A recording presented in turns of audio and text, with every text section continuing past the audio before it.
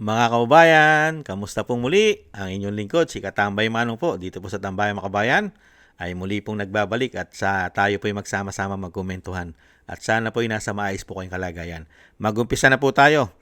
Ito po mga kababayan, ang Malacanang at yung tinatawag din po di umano ni Atty. Harry Roque na nag-iisang reyna ng fake news mga kababayan. Ay hirap na hirap po nila na masagot at sabihin po sa taong bayan kung saan na po ba talaga ang lokasyon o kinaroroonan ni Saldico sa panahon ngayon. Hindi po ba? Napakarami po nilang pera. Isang damukal po ang confidential intel pan nila. Bilyon-bilyon! Pero hirap na hirap pong ibigay sa atin ang tamang balita.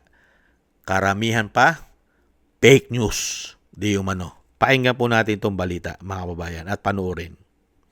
Natin dyan sa Malacanang, ito'y patungkol po sa kinaroroonan pa rin ng dating mambabata sa si Zaldico. Madeline Villar Moratillo. Mads, yung tanong ko kanina, di ba mas superior ang Malacanang kaysa doon sa kalihim nila? Yes, Alex, tama ka dyan. Pero kasi yung kalihim ng Department of Justice, yung direkta na nakikipag-ugnayan sa mga opisyal doon sa Czech Republic. Kung kaya sila yung binigyan ng otorisasyon ng Malacanang para magsalita patungkol sa mga bagay na may kaugnayan sa kaya dating Congressman Saldico na hanggang ngayon nga ay wala pang maibigay na malinaw na impormasyon ang Malacanang kung nasaan na nga ba itong si Saldico, kung naroon pa ba siya sa Prague o saan mang lugar doon sa Czech Republic. Nilinaw rin ng Malacanang na hindi masasabi na premature yung naging pag-anunsyo ni Pangulong Ferdinand Marcos Jr. na nahuli na itong si Saldico. Tikom ang bibig ng Malacanang sa impormasyon kung nasa na nga ba si dating Congressman Saldico. Nasa Czech Republic pa rin ngayon ang delegasyon mula sa Department of Justice. Pero kahit sila, walang maibigay na malinaw na sagot sa kinaroroonan ni Ko. Hindi ko po masasabi sa ngayon dahil hindi po ako authority. I don't have the authority to talk about that. Sabi ni Castro, si Justice Secretary Frederick Bida ang binigyan ng otoridad para magsalita sa issue patungkol kay Ko. Dumepensa rin ang Malacanang sa mga akusasyon na premature o napaaga ang pag-anunsyo ni Pangulong Ferdinand Marcos Jr. na nahuli na si Ko. Ano ba ang inanunsyo ni Pangulo?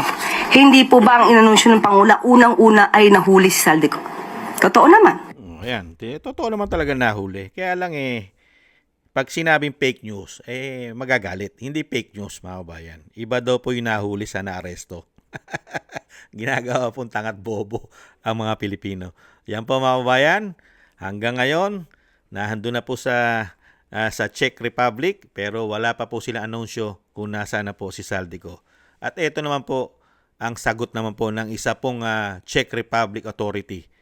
Kung si Saldico daw po ay kukunin nila at iuwi sa Pilipinas, ano po ang sagot ng isang Czech Republic Authority? Mga kabayan, ito po sagot nila. Dahil sanay na sanay naman po sila sa kidnapping, katulad ng ginawa nila sa dating Pangulo. Ito po mga kababayan, pakinggan po natin, panoorin ito. Ano, order na kayo, sagot ko to. We will bring Saldico home. We will answer to the Filipino people. Inutusan ko ang Department of Justice na pangunahan ang pakikipag-ugnayan sa mga otoridad ng Czech Republic upang maisagawa ng tama.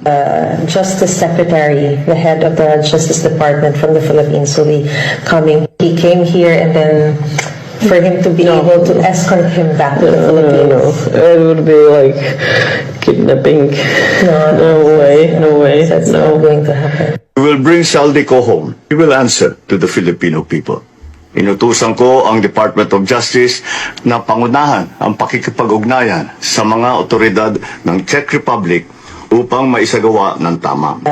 Justice Secretary, the head of the Justice Department from the Philippines will be coming. He came here and then for him to be able to escort him back to the Philippines. It would be like kidnapping. No way. No way. Kidnapping, hindi pwede. Kasi, mga kabayan, ibang bansa yon. May sariling batas yun, may sariling rules. At syempre si Saldico ay meron na po asylum yan. Nakakuha na po ng asylum yan. Dahil nga po unang-una ang kanya pong inapplyan na asylum ay mismo ano po? Sino po?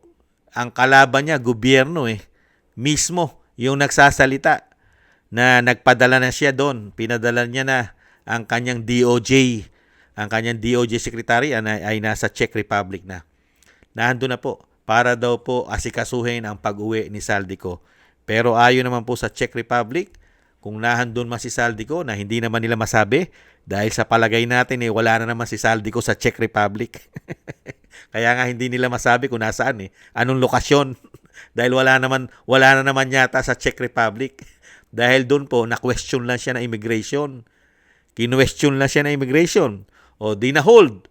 Check na pinabalik na po yon kung saan bansa siya galing. Kung saan po siya merong tinatawag na golden visa. O meron siyang visa doon sa bansa in-applyan niya na asylum. Doon lang naman siya pababalikin Hindi lang siya papasukin sa Czech Republic dahil hindi kumpleto ang dokumento niya.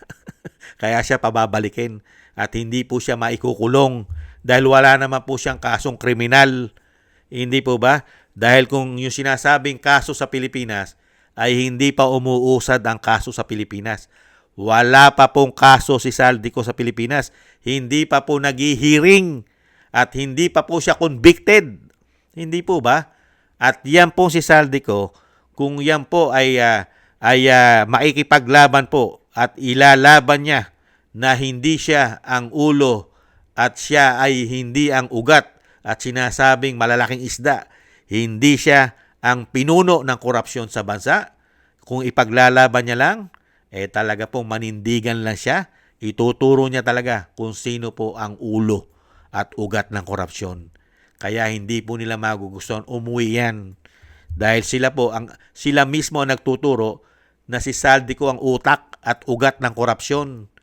Si Saldico ba'y papayag? Isa lang siyang aso. Isa lang siyang buhaya na utusan.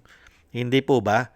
Kaya po mga kababayan, kahit ano pong pagtatanggol nila sa ginagawa nila dito kay Saldico at sa sinasabi pong fake news at kung ano-ano pagtatakip ang ginagawa nila kay Saldico at ayaw na ayaw po nila ibigay ang katotohanan.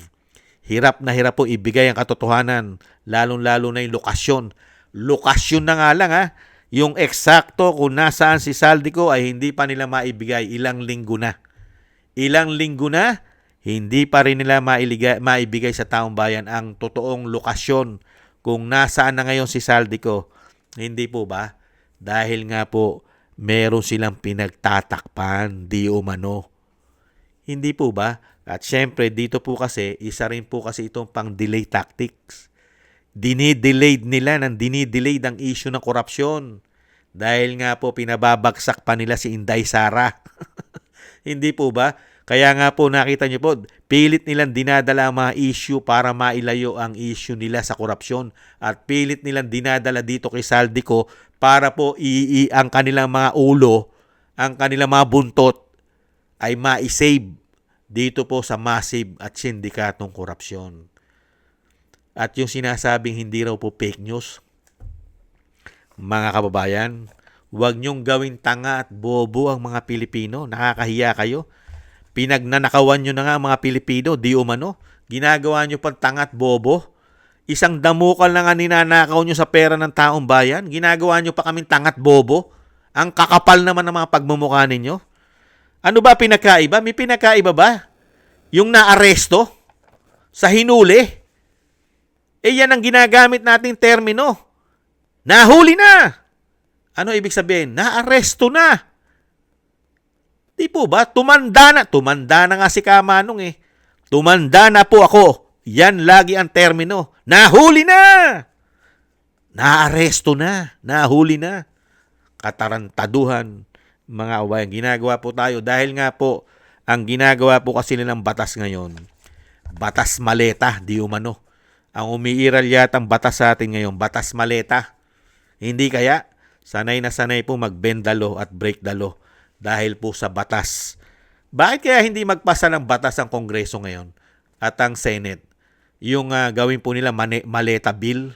Gumawa po sila ng isang batas, ang maleta bill. Hindi po ba? Na lahat ng sasabihin po ng Malacanang ay pawang katotohanan lang at kailanman ay hindi po magbabanggit ng kasinungalingan at fake news.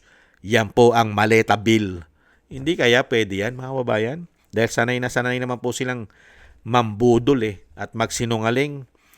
At ang ginagawa naman po sa atin, ginagawa po tayong tangat bobo, mga kababayan. Ganyan po ang sa bagay, wala naman po silang tinarabaho Nakita niyo po yung tagapagsinungaling di umano ng Malacanang at tinatawag po ni Harry Roque, ni Atty. Roque, mga kababayan, na bukod tangi, siya lang nag-iisa na reyna ng mga fake news.